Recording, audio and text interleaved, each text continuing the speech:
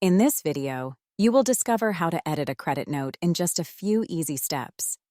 There are two ways to do this. Edit directly in the credit notes list or go to the credit note details page. Let's get started. To begin, let's navigate to the credit notes section. First, I'll demonstrate how to edit a credit note directly within the credit notes list. Click the Edit button next to the specific credit note you'd like to modify. This action will take you to the Edit Credit Note page, where you can make changes to various fields. As an example, I'll alter the quantity value of one item. To preserve your changes, click the Save and Issue button. Let's verify that the update has been applied. Perfect. Now, I'll illustrate how to edit a credit note by accessing its designated detail page.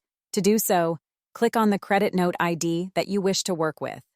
This action will lead you to the credit note details page. Locate the Edit button and click it to initiate the editing process.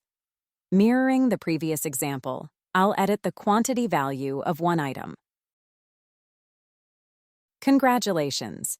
We've successfully edited a credit note in two distinct ways, each requiring only a few simple steps.